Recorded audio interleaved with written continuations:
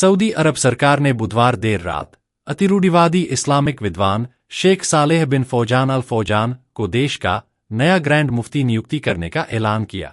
90 वर्षीय शेख सालेह बिन फौजान की नियुक्ति सऊदी के शाह सलमान के बेटे और युवराज मोहम्मद बिन सलमान की सिफारिश पर की गई है।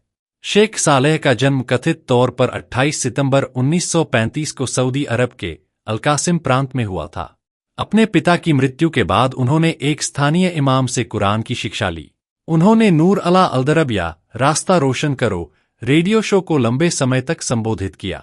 साथ ही कई किताबें भी लिखीं। उनके फतवे या धार्मिक आदेश सोशल मीडिया पर भी साझा किए गए हैं। शेख सालेह को अपने कुछ बयानों के लिए पश्चिमी मीडिया में आलोचना का सामना भी करना पड़ा है। सऊदी अरब के ग्रैंड मुफ्ती सुन्नी मुसलमानों की दुनिया के शीर्ष इस्लामी मौलवियों में से एक हैं।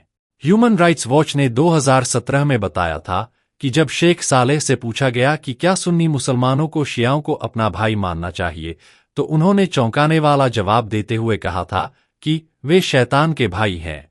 उन्होंने कहा कि शिया ईश्वर, उनके पैगंबर और मुसलमानों के बारे में झूठ बोलते हैं। सऊदी अरब और ईरान के बीच राजनीतिक तनाव का इतिहास है और सऊदी अरब के धार्मिक नेताओं के द्वारा शियाओं के बारे में ऐसी टिप्पणियां आम हैं। साल 2003 में शेख सालेह ने अपने एक बयान में कहा था कि गुलामी इस्लाम का एक हिस्सा है, गुलामी जिहाद का हिस्सा है और जब तक इस्लाम है जिहाद रहेगा।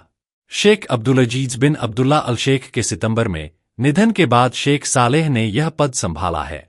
अल शेख परिवार, जो शेख मोहम्मद इब्न अब्दुल वहाब के वंशज हैं, लंबे समय से सऊदी अरब के ग्रैंड मुफ्ती के रूप में सेवा देते आ रहे हैं। 18वीं शताब्दी में शेख मोहम्मद इब्न अब्दुल वहाब की इस्लाम की अतिरूढ़िवादी शिक्षाओं, जिन्हें उनके नाम के चलते वहाबवाद कहा जाता है, का दशकों तक सऊदी अरब पर प्रभाव रहा है। खासकर 1979 में ईरान में इस्लामी क्रांति के बाद सऊदी अरब में भी इस्लाम अधिक रूढ़िवादी हो गया। हालांकि अब मोहम्मद बिन सलमान के शासनकाल में सऊदी अरब ने सामाजिक उदारीकरण किया है, जिसमें महिलाओं को गाड़ी चलाने की अनुमति दी गई है और सिनेमाघर खोले हैं। सऊदी अरब की सरकार अब अपनी अर्थव्यवस्था की तेल पर निर्भरता कम करने का प्रयास कर रही है और पर्यटन को बढ़ावा दे रही है।